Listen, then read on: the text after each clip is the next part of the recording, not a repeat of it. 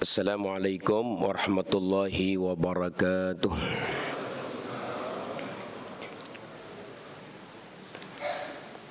Bapak-bapak, ibu-ibu, para jamaah Masjid Jami Al-Aqsa, mari terlebih dahulu kita awali kajian kita dengan pembacaan surat Al-Fatihah. Kita niatkan Al-Fatihah kita ini teruntuk pengarang kitab Riyadhus Shalihin, Al-Imam Abu Zakaria Yahya bin Syaraf An-Nawawi. Mudah-mudahan Allah Subhanahu wa taala senantiasa membalas jasa-jasa beliau. Allah angkat derajat beliau fid dunya wal akhirah. Ala hadhihi niyah khususan lil Imam Abu Zakaria Yahya bin Syaraf An-Nawawi anna Allah ya'li darajati fil jannah wa yu'id alaina barakatihi wa asrari wa anwari ulumi fid din wa dunya wal akhirah wa ila hadratin nabi sina Muhammad sallallahu alaihi wasallam. Al-Fatihah. A'udzu billahi minasyaitonir rajim. Bismillahirrahmanirrahim. Alhamdulillahirabbil alamin. Arrahmanir rahim. Maliki yaumiddin. Iyyaka na'budu wa iyyaka nasta'in. Ihdinas siratal mustaqim. Siratal ladzina an'amta 'alaihim ghairil maghdubi 'alaihim waladdallin. Amin. Bismillahirrahmanirrahim. Alhamdulillahirabbil alamin. Wassalatu wassalamu ala ashrafil mursalin Sayyidina wa habibina wa syafi'ina wa maulana Muhammad wa ala alihi wa sahbihi ajma'in, amma ba'du.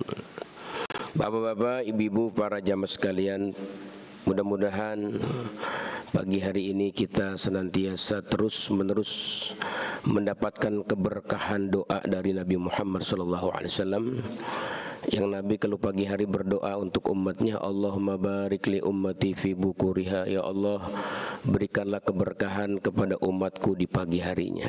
Mudah-mudahan ini tanda berkah yang kita dapatkan pagi hari ini. Subuh berjamaah, niat i'tikaf, ikut pengajian, mendengarkan hadis-hadis mulia baginda Nabi Muhammad SAW, sehingga waktu kita di bulan yang berkah ini kita isi dengan perkara yang berkah. Mudah-mudahan Allah berikan berkah kepada kita dunia wal akhirah, amin ya rabbal alamin. Jadi berkah itu apa sih artinya berkah? Berkah itu bertambahnya kebaikan, ya. Orang tambah harta, tambah tekun ibadah, tambah taat kepada Allah, tambah takwa kepada Allah. Itulah mana berkah, ya. Bertambahnya kebaikan dari sisi dunia dan kebaikan dari sisi akhirat, itulah keberkahannya. Pada tema pekajian kita pagi ini adalah tentang keutamaan, ya, i'tikaf di 10 terakhir. Nah, ini memang i'tikaf ini punya keistimewaan, Bapak. Enggak mesti di 10 terakhir, ya. Setiap kita masuk masjid memang kita diingatkan untuk senantiasa niat beriktikaf di masjid. Jadi kata ulama enggak harus sehari semalam kita iktikaf. Hanya hitungan beberapa detik saja kalau kita menetap diam di masjid itu sudah cukup iktikaf, ya. Jadi Al-Imam An-Nawawi juga di karya yang lainnya menulis kitab dengan judul At-Tibyan. Kitab Tibyan fi Adab Hamalatil Quran. Beliau di situ menulis tentang juga i'tikaf, yang artinya kita jangan sampai lupa begitu masuk masjid kita niat i'tikaf. Ya, mau setiap sholat 5 waktu kita masuk niat i'tikaf, perbaharui terus niat i'tikaf kita, ya, seperti itu. Karena dikatakan, katanya itu dalam sebuah hadis, ya, dikatakan siapa yang beriktikaf hanya sekedar memeras susu onta, artinya dalam waktu sebentar saja gitu, maka sungguh dia telah melakukan, memerdekakan seorang budak pahalanya. Memerdekakan seorang budaknya. Kalau sekarang kita budaknya udah nggak ada, tapi pahala memerdekakan budak masih ada. Di antaranya dengan kita i'tikaf. Nah, ini i'tikaf bahwa apa? Lebih-lebih di 10 terakhir ini memang punya keistimewaan. Meskipun memang hadisnya nggak ada, tapi pekerjaan Nabi itu menunjukkan, ya. Nabi itu Masya Allah selama hidupnya tuh, ya, setiap bulan Ramadan dia menghidupkan i'tikaf di masjid. Bahkan 10 terakhir Nabi itu nggak ada ceritanya tidur di malam hari. Dia di i'tikaf di masjid. salat, zikir, munajat kepada Allah Subhanahu wa taala. Nah, itu juga menunjukkan bahwa apa yang dilakukan Nabi betul-betul menjadi contoh buat kita di 10 terakhir ini. Hendaklah kita meneladani, meskipun enggak full apa yang seperti dilakukan Nabi, tapi minimal kita bersungguh-sungguh di 10 terakhir ini. Mudah-mudahan Allah berikan kita kekuatan zahir batin, kita bisa menghidupkan 10 terakhir ini dengan i'tikaf ya di dalam masjid kita ini. Seperti itu. Nah, di sini ya tentang keutamaan i'tikaf, Imam Nawawi di dalam kitabnya Riyadhus Shalihin menulis judul dengan tema Kitabul I'tikaf. Jadi beliau tulis judul ini setelah bab puasa Ramadan. Jadi memang terakhir puncaknya kita setelah melakukan puasa selama 20 hari ini, memang kita harus evaluasi di 10 terakhir ini. Pengaruh apa batin yang kita sudah rasakan ya? Apakah bertambah bersih hati kita, bertambah luluh hati kita di saat mendengarkan Al-Quran dibacakan, bertambah damai hati kita dengan sesama. Itu buah daripada ibadah kita kepada Allah. Dan belajar kita dengan i'tikaf ini, belajar kita nyaman dengan Allah Subhanahu wa taala. Belajar bahwa orang kalau nggak nyaman dengan Allah, katanya ya, itu Syekh Wahbah Zuhaili itu menulis juga kitab tentang akhlak ya, tentang akhlak kita sesama manusia, akhlak kita kepada Allah Subhanahu wa taala. Beliau menuliskan di antara manusia bangkrut besok, naudzubillah ya Rabb, nasallallahu salamah wal afiyah, di antara tanda manusia bangkrut besok di hari kiamat ketika dia belum bisa nyaman sama Allah. Sholat tuh kayaknya kalau kelamaan gitu nggak enak, nggak asik. Baca Quran nggak asik, zikir nggak asik gitu ya. Nah, ini tapi kalau sama makhluk ngobrol sama teman, wah berjam-jam kuat. Lihat handphone, lihat sinetron, wah kuat lama gitu. Tapi kalau ibadah berat, waduh, ini evaluasi nanti malam kita banyak menangis lah, banyak meneteskan air mata ya. Puasa ini ada pengaruh sekali. Kata Syekh Muhammad Abdul, likulli ibadatin minal ibadati sahihah. Tiap-tiap ibadah kalau dilakukannya benar itu punya atharun, punya athar, punya efek dia. Fi tahdhibi nafsi, di dalam mensucikan jiwa tuh orang. Wa tahdhibi akhlaqi, dan memperbagus akhlaknya. Akhlaknya makin baik, hatinya makin luluh. Itu pengaruh daripada ibadah yang baik. So kenapa? Sebab kita nih besok menghadap Allah Subhanahu wa taala, modalnya itu dia. Qalbin salim, membawa hati yang bersih. Enggak ada kedengkian sama orang, enggak ada kebencian sama orang. Inginnya berdamai, inginnya sesama manusia saling menghargai, saling menghormat. Itu buah daripada kita bertakwa kepada Allah Subhanahu wa taala dengan puasa kita, dengan qiyamul lail kita ya, dengan tilawatul Quran kita. Semua itu mengarah kepada perbaikan akhlak dan kebersihan kita punya hati. Ma'asyiral muslimin wal muslimat rahimakumullah. Hadis daripada Sayyidina Abdullah bin Umar radhiyallahu an, anak ya, putra daripada Sayyidina Umar bin Khattab, itu namanya Abdullah bin Umar. Beliau termasuk santri ya, santri didikan Nabi, diajarkan ilmu sama Nabi. Abdullah bin Umar ya. Apa kata beliau? Karena Rasulullah sallallahu alaihi wasallam, dulu Rasulullah sallallahu alaihi wasallam di masa hidupnya ya'takifu al-ashr al-awakhir. Beliau ini i'tikaf di 10 terakhir min Ramadhana, daripada bulan suci Ramadan. Jadi di 10 terakhir beliau i'tikaf bersungguh-sungguh. Bahkan di hadis lain dia mengsing-singkan bajunya, lengan bajunya, mengencangkan tali pinggangnya, celana pinggangnya itu diikat kuat. Artinya apa? Artinya bersungguh-sungguh di 10 terakhir ini, bukan loyo, bukan males ya. Tapi apa? Bersungguh-sungguh. Untuk apa nih i'tikaf di 10 terakhir? Ini ada malam yang berkualitas, malam yang berbobot, malam yang sangat istimewa. Itu malam Lailatul Qadar. Ini untuk meraih itu. Jadi di malam hari ini kita bapak-bapak, ibu-ibu nih, mulai nanti malam ya, sudah masuk 21, malam 21. Al-Imam Syafi'i radhiyallahu an mengatakan bahwa Lailatul Qadar itu umumnya datang di malam 21 dan malam 23, kata Al-Imam Syafi'i radhiyallahu an. Nah, berarti kita malam ini kudu bersungguh-sungguh ya menghidupkan malam ini dengan kita i'tikaf di masjid ini, baca Quran, berzikir, salat sunnah, taubat kepada Allah Subhanahu wa taala, bersolawat juga kita kepada Nabi kita Muhammad sallallahu alaihi wasallam. Jadi ini kesungguhan kita. Makanya Allah pernah bersumpah itu di Al-Qur'an ya, sumpah-sumpah yang berkaitan dengan bagaimana semangatnya kuda-kuda perang. Kita ini kalah Pak ya, semangat kita ini sama kuda-kuda perang kalah. Allah dalam surat Wal Adiyati Allah bilang tuh Wal Adiyati Dobha, demi kuda-kuda perang yang lari kencang dengan penuh ngos-ngosan. Dia tunjukkan tuh kuda kepada atasannya, kepada majikannya yang udah ngurusin dia, ngasih makan, ngasih minum, perhatian, sehingga ketika diperlukan untuk maju ke medan perang, dia tunjukkan itu kesungguhannya, lari ke medan perang, ke tengah-tengah medan perang dengan penuh ngos-ngosan. Itu menggambarkan kuda yang sungguh-sungguh. Allah lihat kesungguhannya tuh kuda buat membuktikan, mempersembahkan ya, iya, loyalitasnya kepada atasannya, sampai Allah bilang wal adiyati dobha fal muriyati qadha, demi kuda ya, iya, yang lari dengan kencang sampai sepatu kuda ini berbenturan dengan kerikil-kerikil sampai memercikan itu bunga-bunga api, mengeluarkan api-api halus dari kakinya lantaran begitu dahsyat ya, gesekan-gesekan dengan kerikil. Allah bersumpah, Allah sampai perhatikan itu kuda, fal muriyati qadha fal mughirati subha, demi kuda-kuda perang yang menyerang di tengah malam untuk maju melawan musuh itu di waktu subuh, menyerang di waktu subuh. Fal mughirati subha fa'athar nabi nakna, sampai mengeluarkan tuh debu-debu tebal di hadapan musuh, membuat musuh gentar.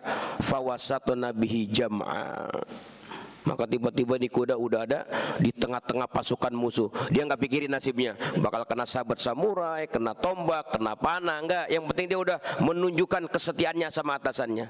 Itu kuda seperti itu. Padahal tuh yang punya kuda nggak nyiptain matanya, nggak nyiptain kakinya, nggak nyiptain kuda, cuma ngasih makan aja sama ngurusin gitu. Tapi dia perhatian pada sama atasannya. Dibutuhkan di saat perang dia maju. Sampai Allah bersumpah tuh, sampai 5 kali Allah bersumpah. Bagaimana dengan manusia? Nah, ini diperbandingkan sama Allah. Manusia itu innal insana li rabbihi lakanud. Sungguh manusia itu nggak ada tahu terima kasih katanya. Lakad itu ingkar, nggak tahu terima kasih. Bagaimana Allah sudah ciptakan kita Pak, ya Allah, jadi manusia nih kita. Itu nikmat besar yang kita harus syukuri, melebihi syukurnya kita daripada kuda tadi itu. Kita jadi manusia. Kuda aja yang meninggalnya bisa tragis tuh kuda, bisa loyal dia.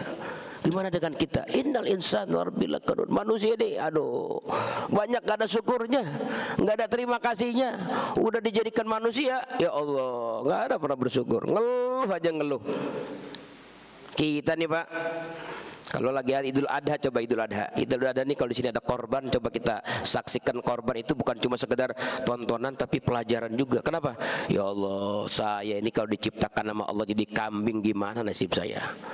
Suka nggak suka, teriak nggak teriak, nggak dipeduliin sama nyembelih, tetap digorok. Kalau kata orang Betawi itu direjeng, digorok. Ya Allah, itu jadi kambing, jadi sapi lebih parah lagi. Kudu diikat dulu kakinya, digubragin. Masya Allah, sudah teriak-teriak nggak ampun, tetap disembelih. Kita jadi pajak, ya Allah, untung saya jadi manusia. Matinya nggak tragis, matinya nggak menyeramkan seperti itu. Ya Allah, kita tuh Pak ambil pelajaran seperti itu. Untuk bersyukur sudah kita jadi manusia. Apalagi kalau kita nonton YouTube tuh di Toraja ya, kalau ada pesta orang kematian itu kan, ya iya kan ya, motong kerbau, bahkan ada babi juga. Pernah berpikir nggak kalau jadi babi, diciptakan Allah jadi babi? Ya Allah, bukan disembelih lagi, ditusuk dari duburnya, dari pantatnya. Ya Allah, kalau tinggal di hutan, waduh, meninggalnya tragis. Hah? Jadi mangsa harimau, macan tutul, gimana tuh? Udah, Kita jadi manusia, alhamdulillah ya Allah, alhamdulillah ya Allah, alhamdulillah. Innal insana li rabbih lakanud. Bukan cuma jadi manusia, kita sekarang ini jadi orang beriman. Ya Allah, Allah kasih lagi kita iman. Ini yang mahal. Kita tinggal di perumahan ya Bintaro, punya iman, la haula. Banyak orang ditinggal Bintaro ini nggak ada imannya. Kita di Bintaro kelas elit tapi beriman kepada Allah. Ya Allah, ini nikmat besar. Makanya 10 terakhir ini mari kita tunjukkan kepada Allah kesungguhan kita, keseriusan kita sebagai hamba Allah. Hidupkan dengan i'tikaf seperti dahulu kala Nabi kita Muhammad sallallahu alaihi wasallam ya, melaksanakan i'tikaf di 10 terakhir. Ini menunjukkan apa? Istimewa, mulia, utama itu melaksanakan i'tikaf di masjid di 10 terakhir itu. Ya, makanya sebagai langkah kita ya untuk meraih Lailatul Qadar, kurangi tidur di malam hari ya, kurangi tidur kita di malam hari ya. Kita kalau kelas-kelas kita ya mungkin jam 3 lah, jam 3 kita masuk masjid itikaf. Kalau kuat boleh hari libur misalnya semalaman suntuk kita di masjid. Pikirin nasib kita nanti kelak begini. Kita di rumah kita nyaman tidur dengan spring bed yang empuk, kamar yang nyaman, AC yang enak. Bagaimana besok di alam kubur kita, masya Allah, yang gelap, tanpa siapa-siapa, sempit tempatnya. Itu harus menjadi renungan kita agar tumpahlah air mata kita. Kata Imam Busiri, wastafriqid dam'a min ainin qadim tala'at minal maharimi wal zamhimyatan nadami. Jadi tumpahkan air matamu ya. Mata kita ini udah banyak melihat-lihat perkara-perkara yang haram ya, merendahkan orang, pandangan yang melecehkan orang, menghinakan orang, mengecilkan orang, pandangan-pandangan syahwat, pandangan-pandangan duniawi. Itu banyak ini mata kita. Coba tumpahkan di 10 terakhir ini, minta ampun kepada Allah, taubat kepada Allah Subhanahu. Wal zamhimyatan nadami, pegang kuat yang namanya penyesalan dalam hidup kita ini. Banyak lalai, banyak melakukan dosa, perbuatan-perbuatan kesalahan. Nah itu ya yang kita lakukan selama kita i'tikaf. Di antaranya adalah kita munajat kepada Allah, ibtihal kepada Allah. Kita panggil Tuhan kita, ya Allah ampuni hamba, ya Allah terima amal hamba, ya Allah selamatkan hamba dan keluarga hamba daripada api neraka. Minta kita panggil, ya Allah. Kita berdoa kepada Allah Subhanahu wa ta'ala, kita seru nama Allah Subhanahu wa ta'ala. Nah kita munajat, kita berdoa, sholat sunnah taubah, sholat sunnah tasbih ya. Salat sunnah mutlak kita kerjakan, banyak sujud kepada Allah.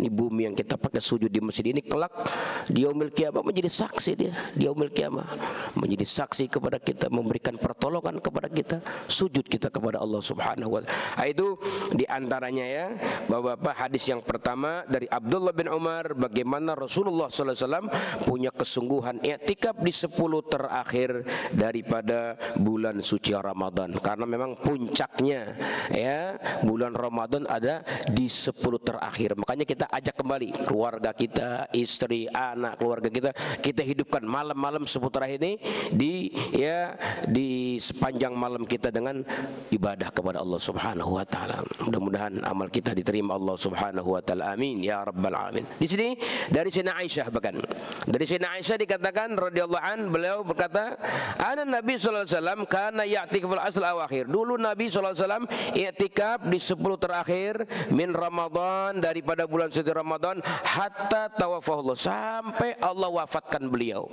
Jadi sepanjang hidupnya Nabi itu di bulan suci Ramadan jaga betul 10 terakhirnya.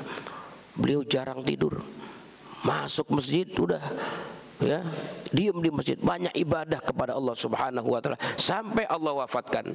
Kemudian setelah beliau wafat, summa takafa azwajuhu mim ba'di. Kemudian i'tikaf juga istri-istri beliau setelah sepeninggal beliau meninggal, Nabi meninggal, istri-istrinya pun pada i'tikaf. Jadi ini isyarat ya Pak, bahwa orang perempuan juga boleh ya disunnahkan juga i'tikaf di masjid. Kalau kita punya istri pamit izin mau i'tikaf dalam kondisi masjid yang aman, khusus buat tempat wanita ada i'tikaf, maka jangan larang-larang mereka untuk datang ke masjid beriktikaf. Mungkin ingin belajar dekat sama Allah, mau taqarrub kepada Allah SWT, berikan kesempatan ya. Jangan dilarang itu. Karena apa? Istri-istri Nabi Muhammad SAW pun mengikuti setelah Nabi Muhammad meninggal dunia beriktikaf di masjid di 10 terakhir bulan Ramadan. Ini hadisnya sahih riwayat Bukhari Muslim ya. Al-Imam Nawawi mencantumkan di dalam kitabnya. Kemudian dari Abi Hurairah radhiyallahu an, kana Nabi sallallahu alaihi wasallam ya'takifu fi kulli Ramadan 10 ayyam. Kata Abu Hurairah radhiyallahu an berkata, dulu Nabi SAW i'tikaf di tiap-tiap Ramadan 10 hari. Ini 10 hari terakhir ya. Ya, Nabi i'tikaf kata Abu Hurairah.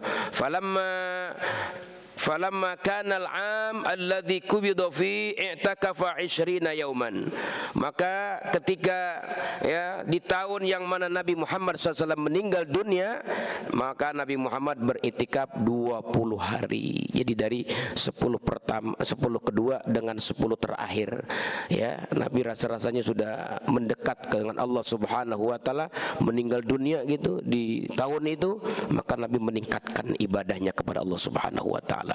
Nah ini ya betapa mengajarkan kepada kita Bapak-bapak, bulan Ramadan ini kita mari lebih banyak ke masjid, ta'alluq dengan masjid ya. Apa sih amal-amal kita? Macam-macam amal-amal kita i'tikaf ini ya. Di 10 Ramadan ini yang terakhir macam-macam, mari kita hatamkan Al-Qur'anul Karim.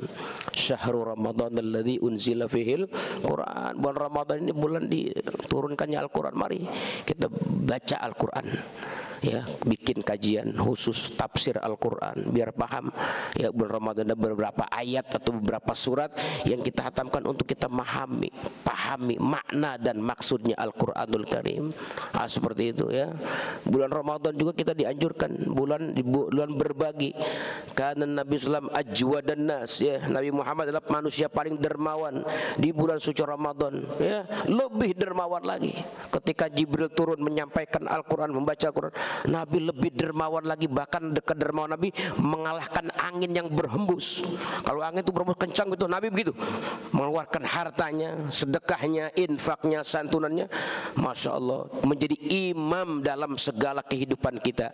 Imam di bidang ibadah mahdoh, i'tikaf kepada Allah Ta'ala masjid. Imam juga dibilang infaknya, sedekahnya. Imam juga di dalam kebersihan hatinya. Imam di dalam tawaduknya. Imam dalam sholatnya. Apa saja Nabi Muhammad, laqad kana lakum fi Rasulillahi uswatun hasanah. Nabi Muhammad menjadi contoh yang baik yang dapat kita ya teladani dalam sisi kehidupannya maupun ibadahnya kepada Allah Subhanahu wa taala. Jadi pada 10 terakhir ini Bapak-bapak ya, banyak sekali ya amaliyah-amaliyah yang harus kita lakukan demi menyempurnakan ibadah Ramadan kita. Dan yang terlebih penting adalah bagaimana kita concern mengkhusyukkan ibadah kita di 10 terakhir ini. Sholat dengan penuh kekhusyuan, zikir, baca Al-Quran dengan penuh kekhusyuan. Itu sebagai tanda ya, buah daripada ibadah kita yang sudah ditempa 20 hari. Jadi ibadah kita yang sudah 20 hari ini, nah inilah babak penentuannya di 10 terakhir ini ya, untuk mendapatkan apa namanya kemuliaan daripada malam Lailatul Qadar. Di Lailatul Qadar ini banyak prediksi ulama-ulama berdasarkan pengalaman mereka. Jadi memang ulama-ulama itu Masya Allah ya, memang dengan ilmunya yang luas, ketulusan hatinya ya, kebersihan hatinya, mereka itu banyak bercerita tentang pengalaman. Jadi ada yang pengalamannya ya dilihat dari awal Ramadan. Kalau awal Ramadan misalnya hari Selasa misalnya, itu pengalamannya katanya malam Lailatul Qadar tepat di malam 25 Ramadan, malam 25. Imam Syafi'i mengatakan umumnya saya sering bertemu dalam hidup saya Lailatul Qadar di malam 21. Nah, ini kita menghidupkan. Dan juga bisa juga Ramadan jatuh di malam-malam genap juga. Walaupun Nabi katakan taharrau ya Lailatul Qadar fil ushril awakhir, bersungguh-sungguhlah kalian ya meraih Lailatul Qadar di 10 terakhir. Tapi bisa juga kata para ulama ada di 10 pertama, di malam pertama. Makanya itu malam pertama jangan kita abaikan, malam Ramadan. Bisa jadi malam apa? Malam kasih sayang Allah. Allah memandang tiap hamba-hambanya di malam pertama bulan Ramadan itu. Allah kalau sudah pandang itu manusia wajahnya dengan pandangan kasih sayang, itu diriwayatkan katanya la yu'adzibu adzabahu. Dia nggak akan siksa lagi selama-lamanya, abada, selama-lamanya. Kenapa? Sudah mendapatkan pandangan Allah. Bisa jadi tuh Lailatul Qadar jatuh juga pada malam 17 Ramadan, yaitu. Nah ini kesungguhan kita. Dan juga 10 terakhir, dan juga lebih-lebih di malam-malam ganjilnya. Ah, seperti itu. Jadi artinya apa? Artinya memang ini rahasia Lailatul Qadar ini. Kapan dia datangnya, turunnya, rahasia Allah. Untuk apa? Untuk kita memang menjaga betul, karena dalam 24 jam juga ada waktu-waktu yang istimewa. Nah itu ya, 24 jam. Dalam hari Minggu, dalam satu minggu ada hari yang istimewa. Hari Jumat ada intinya, 24 jam ada intinya. Ramadan juga ada intinya. Dan Nabi sudah kasih bocor alhamdulillah. Umumnya di 10 terakhir ini yang kita akan masuk ke dalamnya mulai nanti malam. Mari sama-sama kita menjaga kesungguhan kita dalam beribadah kepada Allah Subhanahu wa taala demi meraih Lailatul Qadar. Allah katakan inna anzalnahu fi Lailatul Qadar. Sungguh kami turunkan Al-Qur'an di malam Al-Qadar. Apa itu Qadar? Qadar itu artinya malam kemuliaan. Karena turunnya para malaikat. Kata ulama, Lailatul Qadar bisa juga diartikan qadar itu maknanya bisa juga sempit. Sempit, di malam yang sempit. Maksudnya alam dunia ini bakal sempit. Kenapa? Para malaikat, ya, para malaikat dari 7 lapis langit turun semua, ya, memberikan salam kepada orang-orang yang memiliki hati yang bersih, ibadah yang tulus, ya, ketakwaan yang sudah diraih. Para malaikat mengucapkan salam, mengucapkan salam. Itu bisa di rumah, di jalan, di masjid. Malaikat keliling menyampaikan salam. Inna anzalnahu fi Lailatul Qadar wa ma adraka ma qadar Lailatul Qadar khairum min alfi syahr tanazzalul malaikatu warruhu fiha bi idzni rabbihim. Bawa urusan dari Allah, ya, mengucapkan salam. Nah ini ucapan salam dari para malaikat. Orang yang mengucapkan salam, Masya Allah, besok Ramadan ini wajah-wajahnya beda udah. Wajah-wajah orang yang mendapatkan salam dari para malaikatnya Allah di malam Lailatul Qadar, dia punya wajahnya beda. Wajah-wajah orang yang gobul, wajah-wajah yang makbul, amal ibadahnya diterima Allah SWT. Dia melihat orang tuh dengan penuh rahmah, dengan penuh kasih sayang, dengan penuh mahabbah, saling cintai, mencintai, memandang orang dengan penuh ta'zim, menghormati orang lain. Itu dia buah daripada salamun hiya hatta matla'il fajr, mendapatkan salam dari para malaikat. Makanya bapak-bapak, ibu-ibu semua jamaah Masjid Al-Aqsa, marilah kita sama-sama berjuang di 10 terakhir ini. Teteskan keringat kita, keluarkan tenaga kita semaksimal mungkin untuk kita mempersembahkan lelah kita, capek kita untuk Allah Subhanahu wa ta'ala. Kan katanya yada'u ta'amahu wa syarabahu wa syahwatahu li, kata Allah kan begitu. Orang di bulan Ramadan tuh, ya, hamba dia tinggalkan makannya, minumnya, syahwatnya, seleranya, dia tinggalkan li untuk aku, kata Allah. Allah ya udah oke. Jadi Allah tahu mana yang buat Allah. Kita di rumah makan minum bisa kita lakuin, tapi kita nggak lakuin. Kenapa? Kita lapar, haus, buat Allah. Bahkan kita tidur, enaknya tidur di malam hari, oh nikmat banget tidur. Nggak, kita tinggalin tidur kita. Buat apa? Buat Allah. Waktu kita sujud buat Allah, baca Quran buat Allah, zikir buat Allah, munajat buat Allah, iktikaf buat Allah. Pokoknya kata Allah li. Makanya as-saumu li. Puasa rangkaiannya semuanya untuk aku. Masya Allah. Puasa untuk urusan Allah, nggak ada yang tahu pahalanya. Yang tahu hanya Allah, karena Allah yang memantau, Allah yang menilai. Kita kan nggak tahu. Kadang kita duduk di sebelah orang hari Senin, Kamis, kita nggak sadar kalau yang samping kita tuh puasa Senin, Kamis. Kenapa? Ibadah rahasia. Jadi ini ada ibadah yang kita rahasiakan, di antaranya yaitu puasa. Makanya setelah Ramadan Bapak-bapak, jangan batasi puasa cuma bulan Ramadan saja. Ayo kita tingkatin puasa setelah Ramadan, ada puasa-puasa sunnah. Katanya tanda qabulnya ibadah itu, diterimanya ibadah Ramadan, ada semangat lagi melaksanakan ibadah puasa. Dia masih senang dengan puasa. Makanya ada jatah puasa Syawal 6 hari. Nanti ada puasa lagi Senin Kamis. Bahkan ada orang yang semangat, dia puasa Nabi Daud. Puasa sehari, puasa enggak, puasa sehari.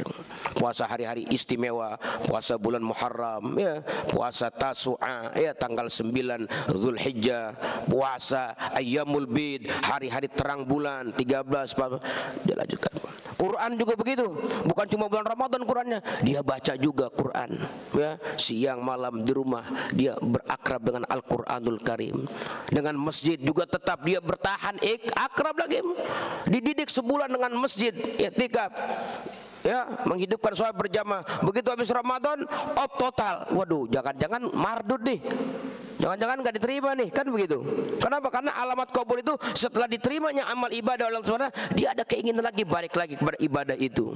Nah, dia hidupin lagi masjid. Sebagaimana bulan suci Ramadan, dia jaga itikafnya, dia jaga sholat berjamaahnya, dia punya hubungan perhatian dengan masjid, memakmurkannya. Ini termasuk amal-amal yang diterima Allah Subhanahu wa taala, Bapak-bapak. Nah, seperti itulah, ya.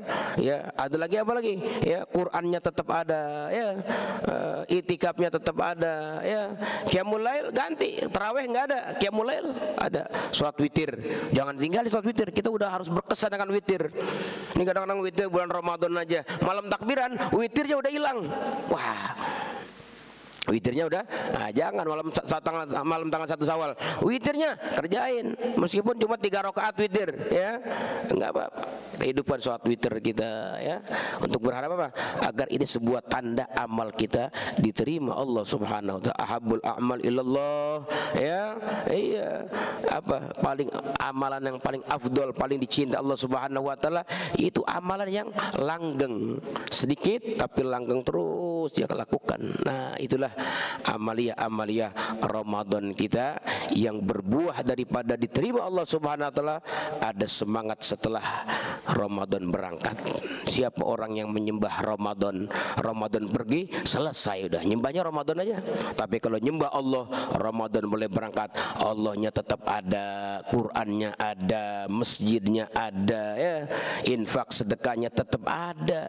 Itulah orang yang hakikatnya menyembah Allah Subhanahu wa taala. Nah, mudah-mudahan kajian ini memberikan manfaat untuk kita, ya. Kita jangan sampai dikategorikan Allah, innal insana lirabbil lakanud, manusia rasa-rasanya itu enggak ada terima kasihnya, gampang ngeluhnya. Kadang-kadang ada orang udah mau berharap aja lebaran, ya. Jangan kita betahin Ramadan kita, nikmati Ramadan kita, ya. Udah Ramadan kayak mengharapinnya lebaran aja, udah postingannya udah lebaran semua. Jangan, ini Ramadan, ya Allah, kita berat untuk melepaskannya. Orang-orang soleh itu menjelang akhir-akhir Ramadan, mereka Masya Allah muhasabah, ya, muhasabah mereka, Ramadannya berhasil, maka muhasabah mereka.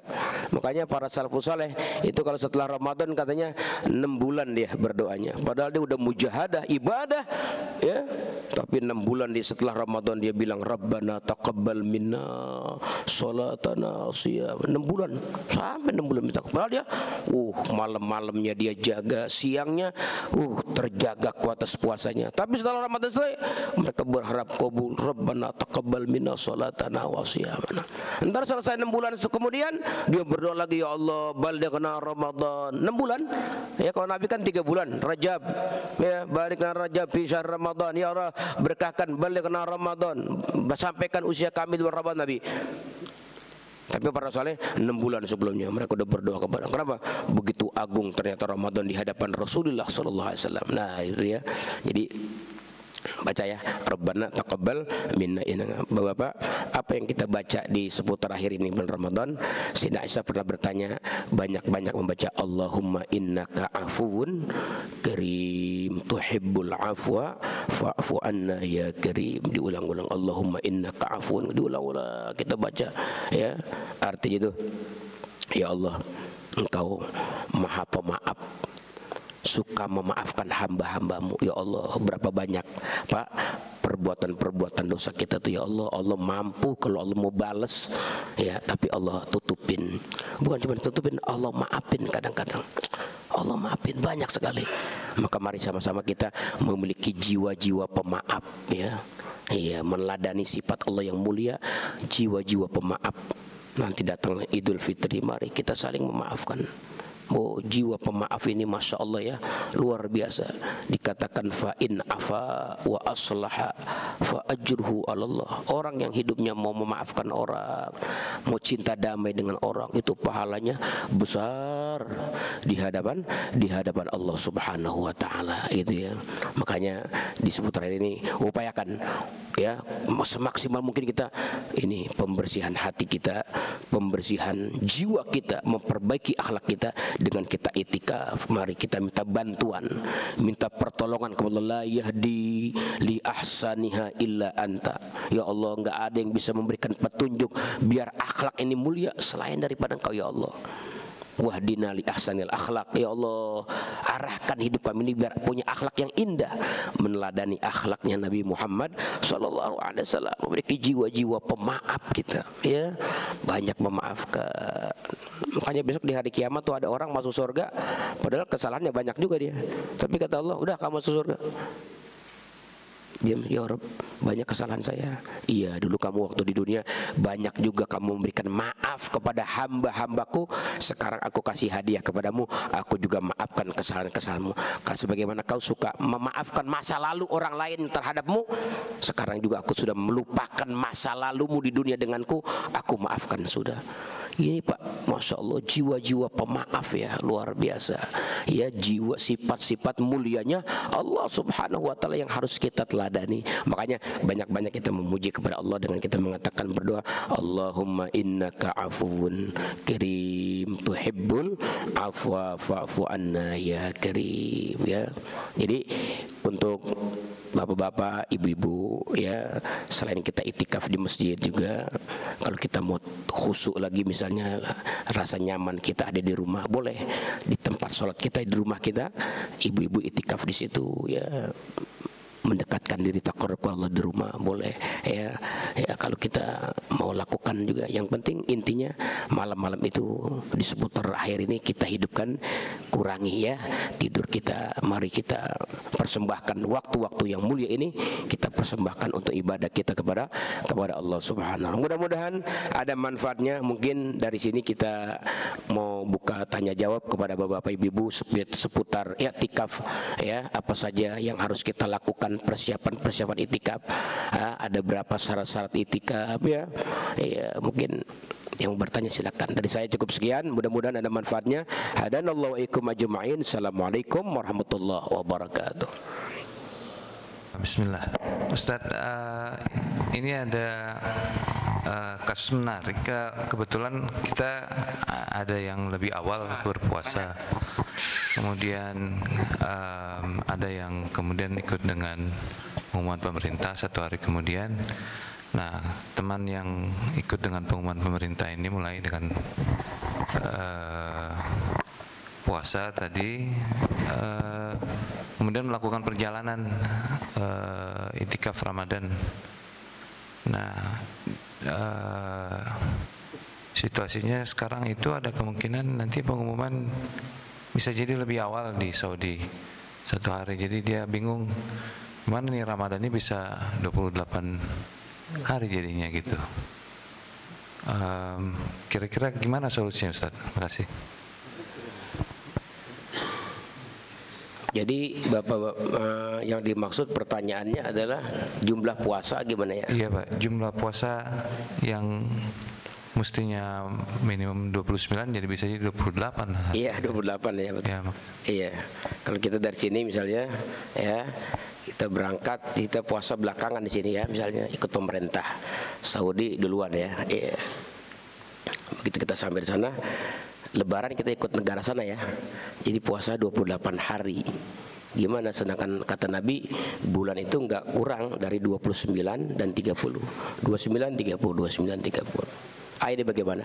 Nanti dikodok ya Pak puasanya. Setelah Ramadan nanti puasanya dikodok, ditambah maksudnya 1 hari. biar genap 29 hari. Jadi dia nanti ketika dia negara sana yang lebarannya duluan, ya kayak Saudi misalnya gitu, lebarnya duluan, maka dia ketika puasanya 28 hari, dia harus menggenapkan puasanya. Kapan? Nanti setelah Syawal dia kodok puasanya, tambah satu hari gitu. Jadi jangan 28 hari ya. Betul. Jadi tetap menyesuaikan sana negara yang dia tinggal ya. Udah Idul Fitri di sana, walaupun di orang Indonesia ikut sana.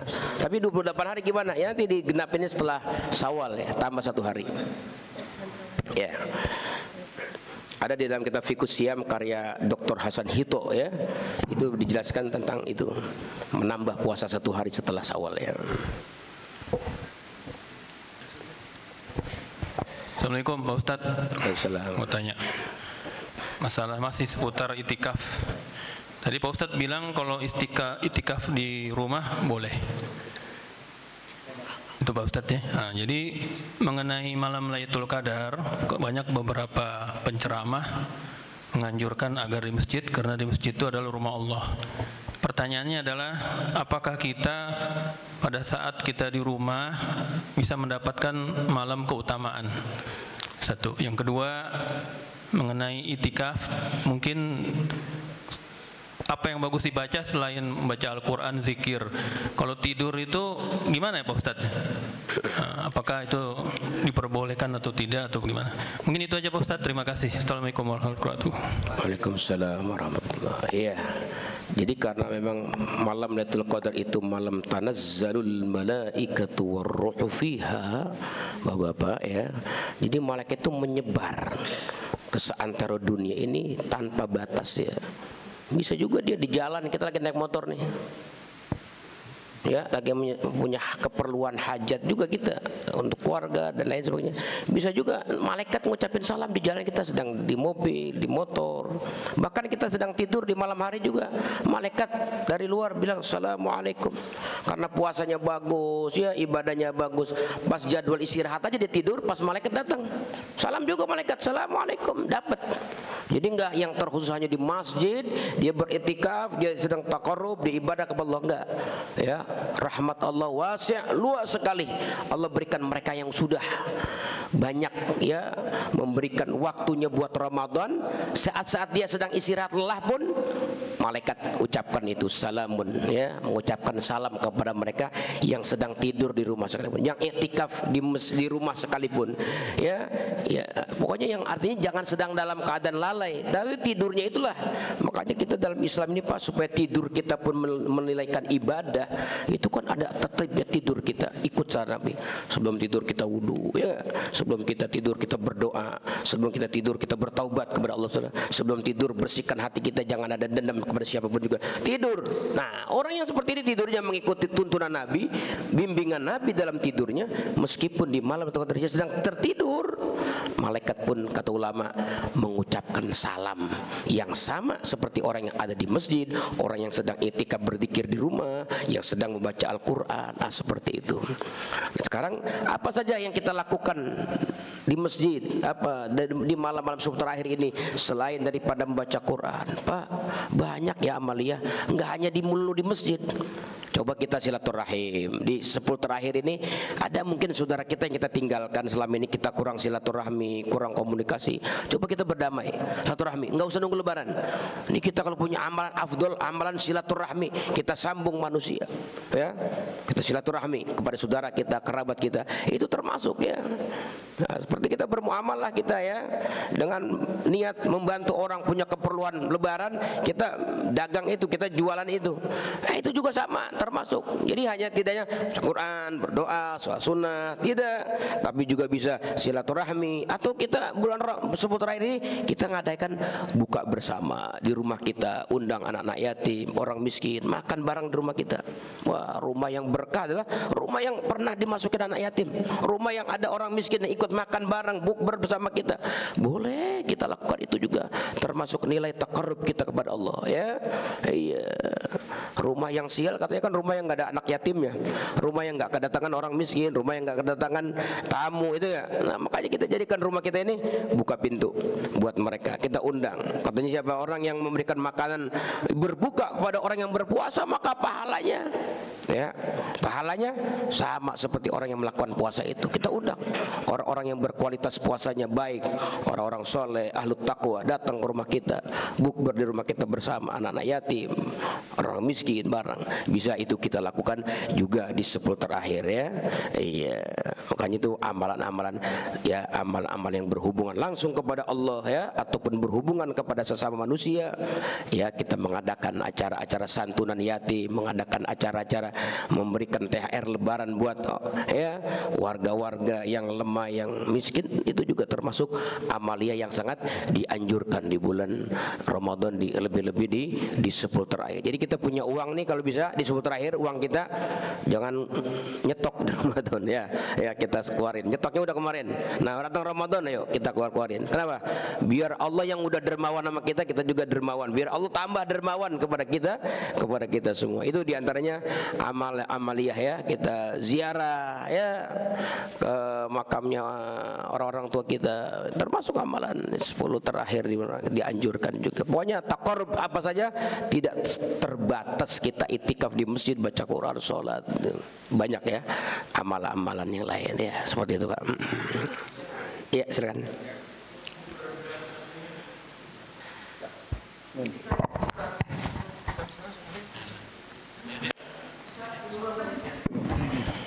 Iya, terus Pak. Jadi pernah ada contohnya nggak kira-kira waktu Nabi pada waktu itikaf?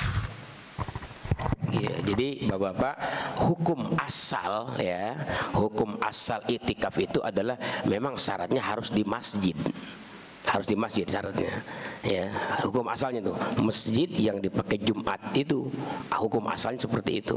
Kemudian ya setelah itu Nabi juga mengajarkan kenyamanan. Bagaimana sih kita supaya nyaman nih? Kayaknya kalau di masjid rame orang nih ya, kita batasin dah 1 jam, ntar sisanya kita di rumah juga boleh. Makanya itu ya Pak, di dalam hadis tentang Bukhari, hadis Bukhari itu awal-awal Nabi menerima wahyu itu kan Nabi menyendiri di Gua Hiro ya. Kenapa sih Nabi nggak di masjid? Katanya kan masjid lebih afdol, tempat yang paling mulia kan masjid dia. Iya, kok Nabi di Gua Hiro? Kenapa? Nah ini emang perlu juga kita khalwat Pak, bersunyi, nggak ada suasana bising, orang yang berisik mungkin dengan, kalau di masjid ada yang baca Quran dengan suara keras dan kita juga nggak bisa melarang misalnya ya, ada orang sedang munajat nangis-nangis, kita pengen yang hening nyaman, boleh kita mengasingkan kita di rumah gitu ya. Nah Nabi ketika itu begitu, ketika banyak lalu lalang gangguan juga ya di Masjidil Haram gitu, Nabi naik ke atas gunung, naik ke bukit, ke Gua Hiro masuk. Nabi di situ ya, Nabi berkhalwat kepada Allah Subhanahu. Ini juga mengajarkan kepada kita. Jadi kadang-kadang kondisional juga ya Pak. Iya. Jadi nggak hanya melulu di masjid. Ya walaupun Nabi memang itikaf di masjid, tapi Nabi juga ada waktu-waktu khalwat, pengen berdua sama Allah. Di masjid kayaknya rame, pengen berdua sama Allah. Yaudah Nabi naik ke atas gunung. Naik tuh Pak, mungkin yang ada di sini ada yang pernah naik ke Gua Hiro. Masya Allah ya, itu Nabi naik itu. Nabi, tapi tetap pandangannya ke arah Ka'bah, Nabi munajat kepada Allah itu ya. Jadi ada Nabi juga pernah mencontohkan seperti itu, khalwat di luar masjid ya, yaitu di Gua Hiro pada saat-saat menerima wahyu yang pertama. Jadi makanya ulama itu, jadi mohon maaf ya Pak, lagi-lagi ini bukan kata saya ya. Jadi sebuah pengkhianatan ilmu itu diantaranya kalau ngomong menurut hemat saya, nggak ada hemat sebenarnya. Kita nih semuanya boleh menyontek, menukil daripada kalam-kalamnya para ulama-ulama besar kita, sekelas Imam Nawawi, Imam Syafi'i. Mereka mengatakan ya, dari mazhab-mazhab yang 4 ini juga mengatakan ya boleh juga kita itikaf kayak orang perempuan di rumah, boleh gitu. Meskipun memang hukum asalnya itikaf itu mestinya pertama syaratnya adalah harus di masjid jami, masjid yang dipakai Jumat itu ya. Nah setelah kondisional itulah keluar hukum-hukum berikutnya gitu dari ijtihadnya para alim ulama ya gitu Pak ya. Assalamualaikum Tad. Ya. Anu mau nanya, Oh ya. pada saat Ustadz tadi bilang kayak gini kan, bisa-bisa aja Lailatul Qadar itu datang kapan aja pas bulan Ramadan ya kan? Iya. Jadi pertanyaannya adalah apakah benar seperti itu? Tapi gara-gara di saya itu di sekolah saya belajar bahwa malam Lailatul Qadar itu hanya ada di 10 malam terakhir. Syukran. Iya. Jadi itu kata-kata itu bukan hanya tapi umumnya, kebanyakannya memang berdasarkan hadis Nabi tentang Lailatul Qadar, memang itu ada di 10 terakhir. Nah, dalam hadis dikatakan taharrau Lailatul Qadar. Tapi enggak menutup kemungkinan ya. Lailatul Qadar itu juga kata ulama bisa juga datang malam pertama. Orang yang kadang-kadang lalai, lupa itu kalau malam itu malam Lailatul Qadar. Jadi sehingga yang dia tahu tarawih rame, membludak orang hanya seperti itu. Padahal itu kan dinyatakan sama Nabi dalam sebuah hadis, idza kana awwalul lailatin, apabila datang malam pertama bulan ya Ramadan, malam pertama tuh apa? Nazara ila khalqi. Nabi lihat tuh makhluknya, manusia dilihat sama Nabi dengan pandangan rahmat. Nah, itu pandangan rahmat dari Allah Subhanahu wa taala, bisa jadi itu malam Lailatul Qadar. Begitu juga turunnya Al-Qur'an kan, inna anzalnahu fi Lailatul Qadar. Allah turunkan ya Al-Qur'an di malam Lailatul Qadar. Masih Lailatul Qadar. Allah bilang tuh Lailatul Qadar itu syahrul Ramadan alladzi unzila fil Qur'an. Ketika Nabi mendapatkan wahyu pertama Al-Qur'an di malam 17 Ramadan. Nah, itu bisa jadi malam 17 Ramadan juga kata ulama malam Lailatul Qadar juga gitu ya. Jadi kalau memang umumnya, banyaknya, ya seringnya terjadi di 10 terakhir, tapi bisa juga malam pertama atau malam 17. Makanya Syekh Yusri ya dari Mesir, guru besar di Mesir, Syekh Yusri Jabar itu mengatakan kalau bisa tuh tarawih jangan tinggal tiap malam, tapi kalau pengen mau dijaga malam pertama, malam 17 Ramadan ya, dan malam-malam 10 terakhir meskipun malam-malam genap bisa juga terjadi gitu ya. Jadi bukan nggak dibatasin, jadi rahasia Allah ya malam Qadar meskipun umumnya di 10 terakhir ya. Tanya Ustadz Ya. Assalamualaikum. Waalaikumsalam. Kalau sholat malam berjemaah saat itikaf itu dalilnya ada apa enggak? Kedua, ini kan Muhammadiyah duluan nih, pemerintah belakangan. Berarti hitungannya gimana nih untuk malam ganjilnya atau malamnya apa? Apakah hari ini ganjil Muhammadiyah, besok ganjil NU, besok lagi ganjil Muhammadiyah, ganjil terus? Tanya itu aja. Makasih. Assalamualaikum. Assalamualaikum warahmatullahi wabarakatuh. Iya, maka itu ada hikmahnya juga nih Pak. Ada hikmahnya juga ya, bahwa Ramadan ini ada yang duluan, ada yang belakangan, nanti ganjil dulu. Iya, makanya kita bersungguh-sungguh mudah-mudahan malam genap bisa jadi malam ganjil ya gak? Iya, jadi jangan kita abaikan itu semuanya. Kita manfaatkanlah. Hikmahnya begitu aja, nggak usah dipusingin. Ini ntar yang genap mana yang ganjil mana, udah jadiin ganjil aja semuanya. Biar kita isi waktu-waktu kita dengan ibadah kepada Allah Subhanahu wa taala. Gitu ya Pak ya. Iya. Udah nggak usah dipusingin ganjil mana genap, nggak usah. Tiap malam kita isi aja. Kalau kita isi terus, mustahil nggak ketemu ya. Kata Imam Syafi'i kan begitu. Siapa orang yang isanya, subuhnya, kata Imam Syafi'i ya, berjamaah sepanjang Ramadan, pasti dia dapat Lailatul Qadar yang sempurna. Sempurna Lailatul Qadar. Iya. Jaga itu aja dua, ringan kan? Isya subuh sepanjang malam Ramadan, jangan pernah luput. Nah, seperti itu. Itu juga. Tadi pertanyaan pertama apa ya Pak?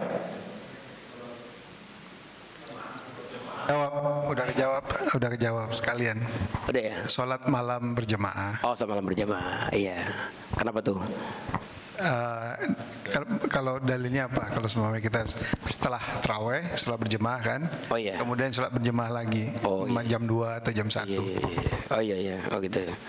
Jadi memang secara khusus ya Pak, sholat witir itu memang sunnah diberjamahkan di bulan Ramadan. Jadi kalau kita misalnya mau melaksanakan tambahan witir tadi 3 tadi setelah taraweh, nanti malam kita mau lakukan tambahan jadi 8 rakaat jadi 11 itu dengan cara berjamaah, itu sunnah ya, disunahkan juga. Memang kita kalau bisa witir itu jangan kita tinggalkan berjamaah, karena kalau di selain Ramadan kan nggak disunahkan berjamaah witir. Tapi kalau di Ramadan memang khusus diberjamaahkan.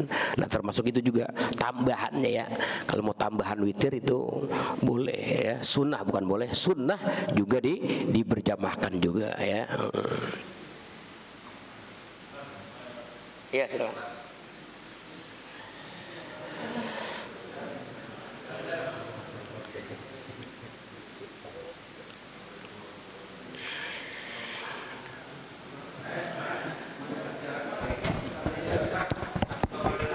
Tanya.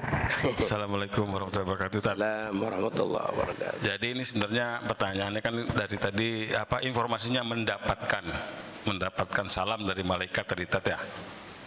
Pertanyaannya terus lalu ada 10 hari terakhir.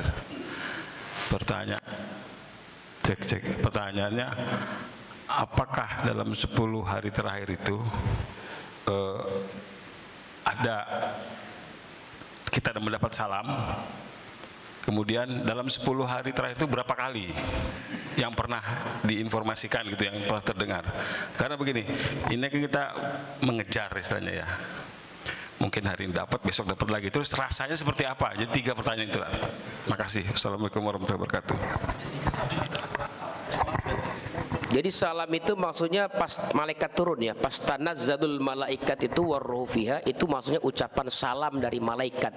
Jadi yaitu tepat pada malam Lailatul Qadar. Di saat malam Lailatul Qadar itulah malaikat mengucapkan salam di tiap-tiap pintu tuh, salam, salam. Selamat ya udah puasa, selamat ya udah taraweh, selamat ya udah hatamin Quran, selamat ya udah bantu orang-orang miskin, selamat ya, ucapin selamat, salam. Itu memang di malam Lailatul Qadar. Nah, tandanya gimana tuh orang yang dapat salam Lailatul Qadar? Itu dia tadi tandanya yang saya bilang, orang yang mendapatkan salam dari para malaikat di malam Lailatul Qadar itu tandanya hatinya semakin luluh kalau mendengarkan Al-Quran, hatinya semakin sujud kepada Allah Subhanahu wa Ta'ala. Nggak ada ngangkat lagi tuh hatinya, nggak ada tinggi lagi tuh hatinya. Kenapa? Sudah mendapatkan salam dari para malaikat. Itu ulama katakan gitu, tanda-tanda orang yang mendapatkan salam dari para malaikat setelah Ramadan selesai ini, hatinya semakin luluh, hatinya semakin lunak, hatinya semakin lembut. Sebagaimana Nabi gambarkan katanya ahlul jannah itu seperti apa? Ahlul jannah itu adalah orang yang gampang kalau urusan berdamai itu nggak susah-susah, nggak keras-keras, nggak kaku-kaku gitu, lembut orangnya, gampang berdamai, gampang rukun, gampang ya berbaikan sama orang. Itu diantaranya itu tanda-tanda orang yang mendapatkan salam daripada para malaikat. Dia punya hati semakin cinta kepada Allah, cinta kepada Rasulullah, cinta kepada sesama. Itu ya ulama sampaikan tanda-tanda orang yang mendapatkan salam dari para malaikat. Makanya kita berharap Lailatul Qadar ini mari kita sungguh-sungguh supaya kita dapat salam malaikat. Setelah ini kita betul-betul menjadi kunu ibadallah ikhwana, jadi hamba Allah yang semua yang saling bersaudara kita semua dari dunia sampai ke surga nanti. Amin ya rabbal alamin. Gitu ya Pak tandanya. Satu lagi Pak Ustadz, saya mau tanya. Assalamualaikum warahmatullahi wabarakatuh. Kembali lagi kita asal muasal tuh, Rasulullah saja itu beritikaf asal muasalnya itu di masjid Pak ya. Tapi kan ini Rasulullah sendiri kan untuk direct langsungnya itu kadang-kadang di Gua Hira untuk mendapatkan wahyu ya, bersendirian memohon kepada Allah untuk mendapatkan sesuatu yang lebih baik.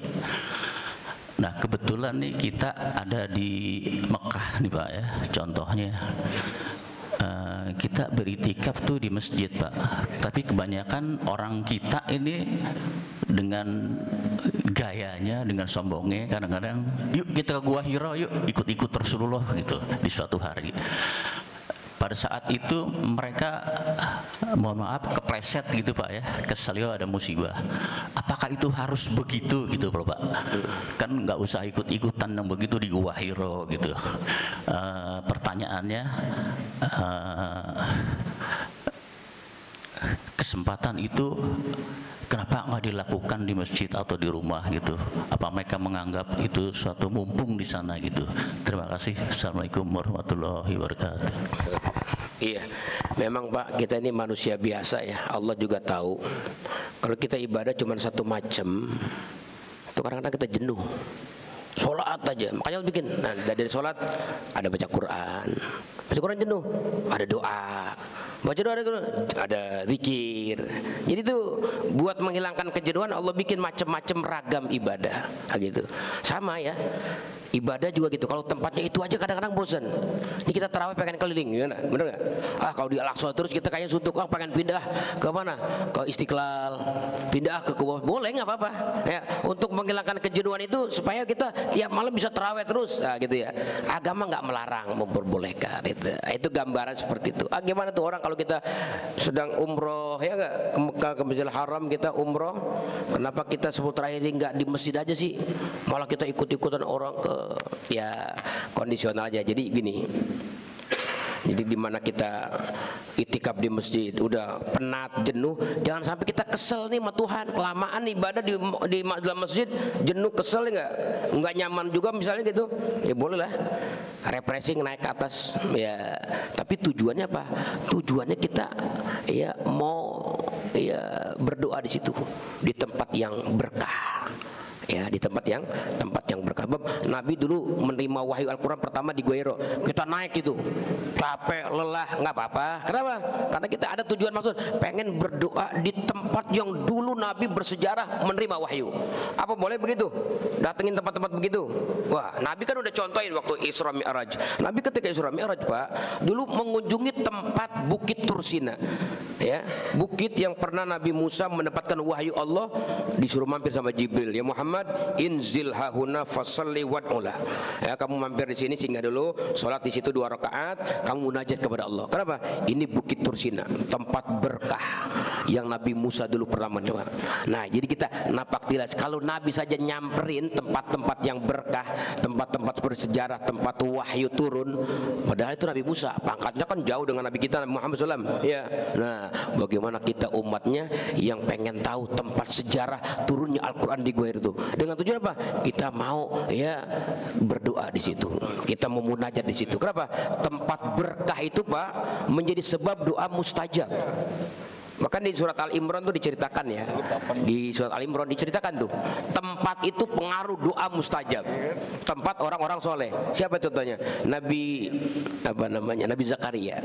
Jadi Allah ceritakan tuh, kullama dakhala 'alaiha Zakaria al-mihrab wajada 'indaha rizqa.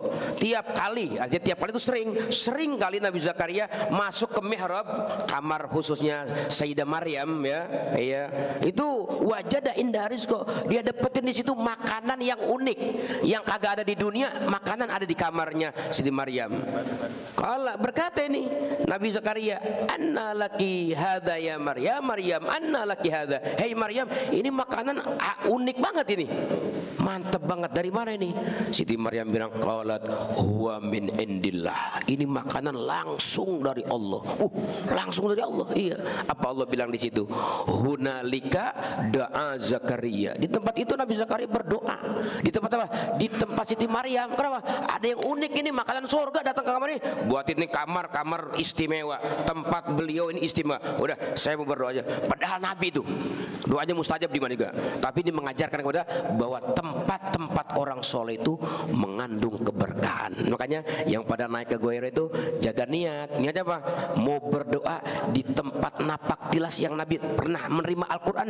Saya mau berdoa di situ. Punya aja, boleh-boleh aja, ya kan? Iya, kalau kita itikaf di masjid terus takut ntar suntuk jadi kesel sama keadaan kita. Aduh, bosan ya.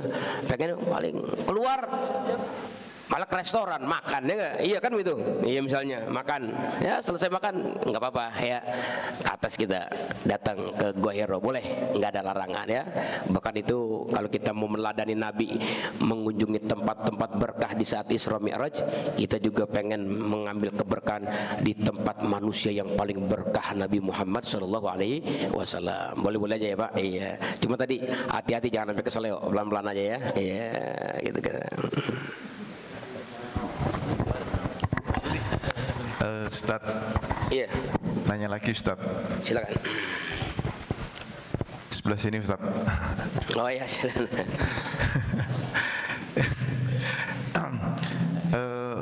Biar saya nggak bingung Ustaz. Kalau berdoa kan mungkin boleh di beberapa tempat, mau di rumah, mau di masjid, atau mau di Gua Hira tadi Ustaz. Cuman kalau itikaf sendiri itu apakah juga bisa begitu Ustaz ya? Bisa di mana-mana Ustaz. Karena setahu saya, yang saya pernah dengar itu kan itikaf itu adalah berdiam diri di masjid. Nah, itu yang pertama. Yang kedua, kalau misalnya itikaf itu yang afdol itu mulai jam berapa Ustaz? Apakah habis sholat taraweh sampai ke sholat subuh, ataukah kita pulang terus kemudian 1 jam kita balik ke masjid, kita berdiam diri di masjid sebentar, itu sudah termasuk dari itikaf atau gimana, Ustaz? Terima kasih, Ustaz. Iya, jadi kembali lagi hukum asal itikaf, jangan salah. Bahkan kalau kita baca kitab fikih, syarat rukun itikaf yang pertama, harus di masjid.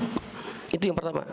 Rukun itikaf yang pertama harus di masjid. Masjidnya pun masjid jami, nggak boleh musola, nggak boleh gitu. Itu hukum aslinya gitu. Ya. Namun setelah kita selesai itikaf di situ, kan itikaf nggak harus semalaman suntuk ya. Tergantung kekuatan rohani kita. Memang kalau kelas-kelas orang-orang soleh, memang itikafnya seperti itu dia 24 jam, pulang-pulang nanti setelah Idul Fitri ya, iya kasih bekal dulu anak istri semua lebaran, kebetulan lebaran mau itikaf ya lapor 10 hari nggak pulang di masjid aja, bener bisa begitu. Kuat kelas-kelas mereka yang memang punya kekuatan rohani yang luar biasa. Kita kan memang kekuatan rohani kita ini berbeda-beda. Ada yang orang di masjid itu 1 jam aja udah lama, Pak, ya enggak? Jadi kalau harus itikaf di masjid gitu ya. Nah, makanya ulama ngasih solusi, boleh juga kita ya pindah ke rumah gitu ya, tempat sholat kita yang khusus begitu. Ya, tapi jangan juga kita itikaf di rumah aja nggak ke masjid sama sekali. Bukan itikaf namanya. Harus juga di itikafnya gitu ya. Itu kalau mau afdolnya Pak itikaf ya. Afdolnya itikaf itu dia 1/3 akhir ya, afdolnya jam 3 kita masuk masjid, itu afdolnya ya. Kalau kita yang enak udah, kan kita juga badan kita ini punya hak juga untuk istirahat. Jadi jangan kita geder gitu. Nah, itu qadar nih 10 malam saya nggak mau tidur gitu. Drop jatuh kita mau lebaran gimana nanti ya kan? Nah, itu juga dilarang. Nabi kan pernah ingetin, setiap badan kamu juga punya hak untuk istirahat, punya hak juga untuk makan, punya hak juga. Jangan kita zolim, ya enggak? Kita seksa badan kita, udah begadang semalaman. Jangan kena makan, jangan kena minum. Kalau makan minum kamar mandi mulu urusannya. Begitu belum takbiran drop jatuh saya. Nah, seperti itu ya. Jadi hukum aslinya ya harus di masjid lah itikaf, baru ke rumah. Jadi waktu yang paling afdol kalau mau itikaf, masuklah kita jam 2, jam 3 ke masjid sampai kita datang waktu sahur, pulang sebentar makan sahur, balik lagi untuk subuh berjamaah gitu ya. Iya, afdolnya ya di 1/3 akhir. Kayak 1/3 akhir tiap-tiap hari selain Ramadan kan itu waktu istimewa. Sampai Allah bilang dalam hadis kursinya itu, "Hei, orang yang pada tidur bangun. Ada yang mau minta enggak? Nih saya kasih. Ada yang mau tobat enggak? Saya terima tobatnya. Ada yang punya hajat nggak? Punya kepengen belum terlaksana? Ayo minta sekarang saya mau kasih." Itu tiap malam adanya. Lebih-lebih di malam Ramadan itu akan berkualitas lagi tuh, kedermawanannya Allah, kemurahannya Allah, pemberiannya Allah. Itu ya, afdalnya seperti itu waktunya. Dan jangan lupa itikaf bisa dilakukan kapan saja. Kita masuk masjid, kata Imam Nawawi, jangan lupa niat itikaf. Dan kalau itikaf itu Pak, kalau pahala wajib ya, pahalanya bukan pahala sunnah nih, pahala wajib. Itu kata ulama nazar, kita setiap masuk masjid nazar. Masuk masjid nih, buka sendal situ depan, langsung nazar. Ya Allah, saya nazar mau itikaf selama saya di masjid ini, saya mau itikaf. Begitu kita masuk sini, saya niat itikaf yang saya nazarkan tadi karena Allah. Maka pahalanya di pahala wajib tuh. Itu siasat dari para ulama-ulama yang cerdas, ulama-ulama fikih mensiasati yang itikaf hukumnya sunnah muakkadah bisa jadi berpahala wajib ketika dia nazar. Tapi nazarnya kalau udah masuk masjid aja. Jangan di rumah udah nazar, nazar mau itikaf di masjid. Udah itu nggak jadi, tidur dosa kita kan. Jadi asal udah masuk masjid nazar, ya Allah saya nazar nih mau itikaf selama saya di masjid ini. Apakah 10 menit, 3 menit terserah. Selama kita masih di dalam masjid ini terhitung kita itikaf. Nah pas sudah masuk ke masjid, saya niat itikaf yang saya nazarkan fardu karena Allah. Udah diam di masjid, sholat, zikir, baca Quran. Setiap kali masjid itu, masya Allah, itulah ya innamal a'malu bin niat. Amal tuh tergantung dia punya niat. Niat yang wajib jadi wajib, niat sunnah jadi sunnah gitu ya. Nah, gitu. Ya. Ya, Pak, silakan. Assalamualaikum warahmatullahi wabarakatuh. Ada sedikit potongan tentang itikaf. Iya.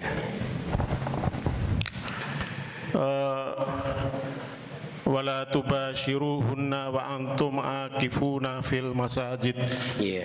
Ini maksudnya gimana Ustaz ya? Karena larangan untuk bercampur istri ketika kita sedang itikaf di masjid gitu ya. Penjelasannya mohon, kan nggak mungkin orang bercampur istri di masjid itu.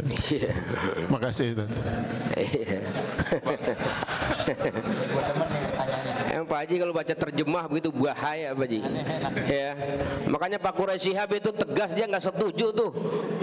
Ya, terjemah Quran diterbitkan Departemen Agama, orang kadang-kadang udah merasa puas dengan terjemah, bahaya. Kayak begini tadi ayat, jangan kamu mencampur istrimu sedang kamu itikaf di masjid. Kacau juga nih ayat. Oh, bukan begitu maksudnya. Maksudnya ini buat orang yang punya nazar ya Pak, nazar itikaf. Saya nazar itikaf ya begitu selama 10 terakhir ini di dalam masjid. Maka ketika dia nazar, nazarnya dia wajib. Itu dilarang untuk nyampur dengan istrinya di rumah. Kalau nyampur batal dia. Itu ya Pak Ji, maksudnya itu dia batal. Jadi kalau udah punya nazar wajib itikaf, beda sama nazar sunnah ya. Kalau nazar wajib dia syaratnya ada wala tubashiruhunna, ya jangan kamu bergaul dengan istri kamu sedang kamu masih kondisi punya tanggung jawab, punya menunaikan nazar itikaf ya. Jadi kalau nazarnya, kalau itikafnya dinazarkan, maka haram ya keluar dari masjid sehingga tuntaskan dulu itikafnya. Berapa lama itikaf nazarnya? Saya itikaf 10 hari, ya udah 10 hari. Nggak boleh tuh keluar dari masjid kecuali kebutuhan-kebutuhan mendesak. Mau sahur, mau buka, pulang boleh. Masuk nggak usah niat lagi karena udah niatnya udah borongan tadi dari pertama. Niatnya 10 hari gitu. Nah, dalam 10 hari itu syarat rukun itikaf itu diantaranya menghindari itu ya bercampur dengan istri. Di mana? Bukan di masjid, di rumah gitu. Ya Pak ya. Nah, itu ya. Bukan, cukup ya. Waktu isyraq sudah masuk. Mudah-mudahan Allah kabulkan amal ibadah kita semua. Rabbana taqabbal minna innaka antas samiul alim, tub alaina innaka antat tawwabur rahim. Sallallahu alaihi wasallam Muhammad wa alihi wasallam. Walhamdulillahirabbil alamin. Assalamualaikum warahmatullahi wabarakatuh.